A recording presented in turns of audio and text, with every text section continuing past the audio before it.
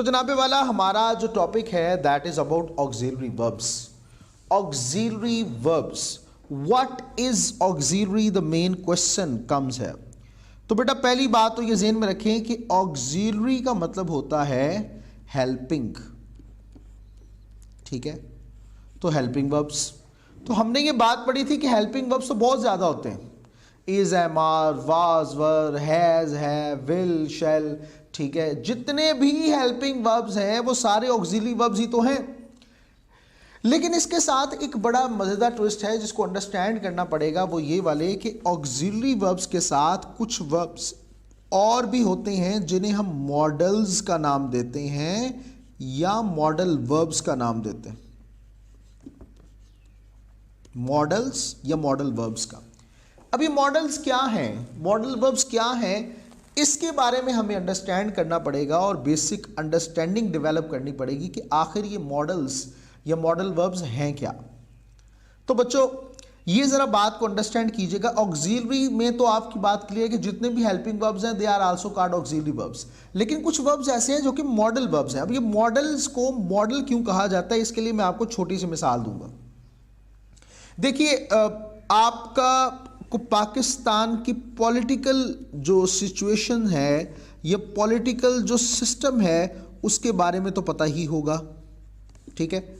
Political system में क्या होता है कि जैसे मिसाल के तौर पर चले हम प्रोविंशियल असेंबली के ऊपर ही बात करते हैं। सबसे पहले हम बात करते हैं सूबाई असेंबली, प्रोविंस से मुतल्लिक। इसमें क्या होता है जनाब, दो तरह के लोग जो हैं वो आते हैं। एक होते हैं जो कि किसी पार्टी की तरफ से लड़ते हैं और वहाँ पे आते हैं, और दूसरे वो होते हैं जिनके हम कहते हैं कि दे आर इंडिपेंडेंट, ठीक है। Independent candidates and party candidates. जो पार्टी के लोग होते हैं उनकी तो वाबस्तगी पार्टी के साथ ही है, लेकिन कुछ इंडिपेंडेंट हैं। इंडिपेंडेंट लोगों में जनाब एक लोगों का सेक्शन वो होगा जो कहेगा कि जनाब मैं क्या करता हूं कि मैं ना, एक सेक्शन जो है वो ये कहेगा कि मैं इस पार्टी फला पार्टी के अंदर शमूलियत इख्तियार कर रहा हूं। तो जब वो शमूलियत इख्तियार कर रहा है तो उसका मतलब है वो फिर इंडिपेंडेंट ना रहा। कुछ लोग ऐसे होते हैं इंडिपेंडेंट जो कहते हैं कि जनाब हम किसी भी पार्टी का हिस्सा नहीं बनेंगे। ये सेक्शन कहता है कि मैं किसी भी पार्टी का हिस्सा नहीं बनूंगा, लेकिन वो सेक्शन कहता है, वो जो इंडिपेंडेंट कैंडिडेट्स हैं वो कहते हैं कि आपकी पार्टी को ने गवर्नमेंट को फॉर्म करना है, गवर्नमेंट बनानी है, तो हम एक काम कर देंगे कि हम आपकी इस पार्टी को हुकूमत में आने के लिए असिस्टेंस प्रोवाइड कर देंगे, असिस्टेंस प्रोवाइड कर देंगे। और असिस्टेंस क्या प्रोवाइड करेंगे कि हम वोट आपको दे देंगे, ठीक है। और एक तबका वो होता है इंडिपेंडेंट का जो कहता है कि जनाब ना तो हमने आपको वोट देना है, क्योंकि मेरी आवाम ने, मेरे हलके के लोगों ने आपको वोट देने से रोका, मैंने आपको वोट नहीं देना, मैं अलग रहूंगा, अलग तौर पर अपने लोगों की नुमाइंदगी करता रहूंगा और मैं आपके साथ किसी किस्म का कोई ताल्लुक नहीं रखूंगा। दे आर एक्चुअली कॉल्ड बच्चों मॉडल्स। मॉडल्स यानी ये नमूने हैं, ठीक है। यानी मतलब मैं क्या कह सकता हूं आपको कि ये वो अफराद हैं कि जो कहते हैं कि नहीं जी हमने किसी के साथ शामिल नहीं होना। तो ये जो मॉडल वर्ब्स हैं ये भी वही वर्ब्स होते हैं जो कहते हैं नहीं जी हमने किसी के साथ शामिल नहीं होना। ऑक्सिलरी वर्ब्स में होते हैं ना, इज, एम, आर, वो शामिल होगा, साथ फर्स्ट फॉर्म वर्ब आएगी और आईएनजी प्रेजेंट कंटीन्यूअस बन जाएगा। अच्छा, इसी तरह जनाब सिर्फ इज, एम, आर आएगा तो वो क्या होगा, नॉन एक्टिविटी सेंटेंसेस हो जाएंगे।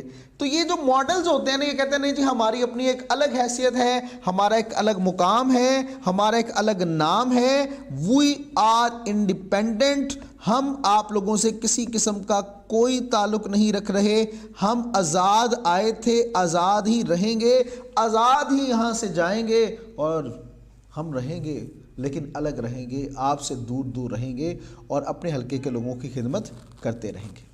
तो जनाब these are called modal verbs. अब ज़रा बात करते हैं, कहानी को ज़रा आगे लेके चलते हैं कि आखिर ये मॉडल वर्ब्स हैं कौन कौन से, वो कौन से मॉडल वर्ब्स हैं जो कहते हैं ना जी ना असी किसी दे नाल नहीं आना। तो आइए मैं आपको उनके बारे में बताता चलूँ और डिस्कस करवाता चलूँ कि वो मॉडल्स आखिर हैं क्या। तो जनाब मैं लिख रहा हूँ आपके सामने, they are here, can, could, should, would, मे,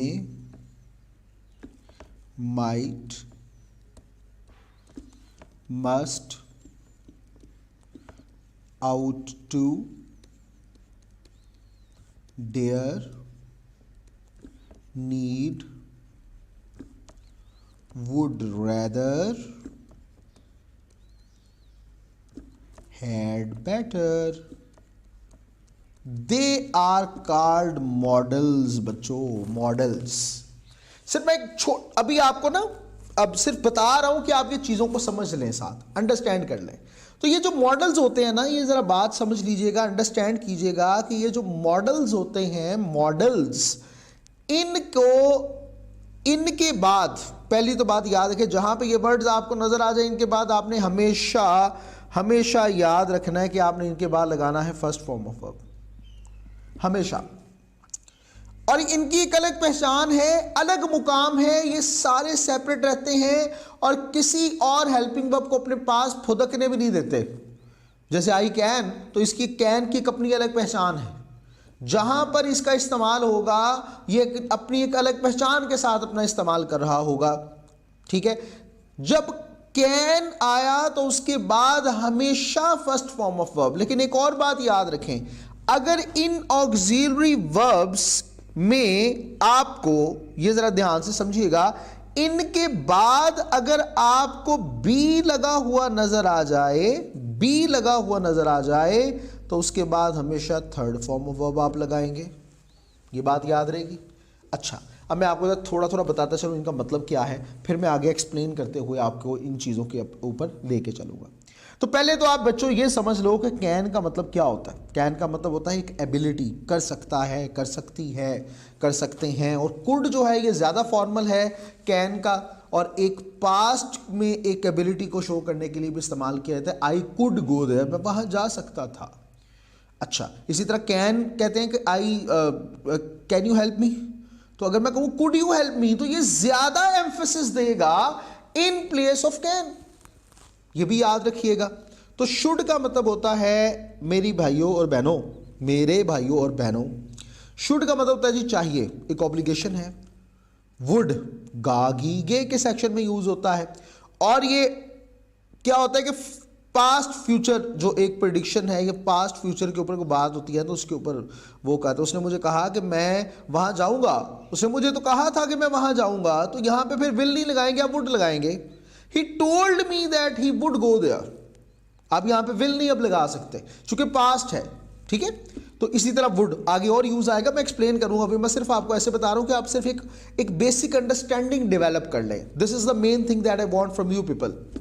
मे का मतलब होता है एक किसी चीज के बारे में पॉसिबिलिटी, शायद हो सकता है, ठीक है, इसके लिए। और माइट जो होता है ये मे के पास्ट के तौर पर भी यूज होता है और इसका भी एम्फेसिस एक होता है।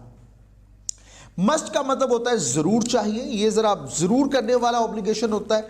और एक आउट टू का मतलब होता है एक इखलाकी जवाज आ जाता है, जैसे we ought to go there, ये एक इखलाकी, एक मॉरल एथिकल एक आपके ऊपर ऑब्लिगेशन के तौर पे यूज होता है। डेयर का मतलब होता है जुर्रत करना, डू द डेयर, सुना होगा अक्सर आपने, वो एक आती है बोतल, उसके साथ आता है डू द डेयर। नीड जरूरत के मीनिंग में यूज होता है, आगे आएगा तफसील वो आ जाएगी। वुड रेदर का मतलब होता है कि मिसाल के तौर पे आप ये समझ लें तरजीह देना, जैसे मैं मिसाल के तौर पर I am not staying here, I would rather go there, मैं वहां जाने को तरजीह दूंगा, ठीक है। तो उस सूरत में यूज किया था हैड बेटर, बेहतर होता। काश, I had better study hard, काश बेहतर होता मैं जरा सख्त मेहनत कर लेता। तानू नहीं कुछ कह रहे हैं, वैसे मैं दस हैं। तो ये बात सिंपल सी एक बात है, इसको अंडरस्टैंड करना है। तो ये एक बेसिक अंडरस्टैंडिंग थी that I have given you people, so you may understand what is actually auxiliary verbs and how we are using auxiliary verbs in our communication. Now we are going to explain this auxiliary verb thing. So अब मैं आपके सामने जो slide open करूंगा, you need to understand this, और इसके ऊपर ज़्यादा आप अंडरस्टैंड रखिएगा क्योंकि अब हम ज़्यादा तफसील से इसके बारे में पढ़ने जा रहे हैं. So let's go, we are going to start about auxiliary verbs here.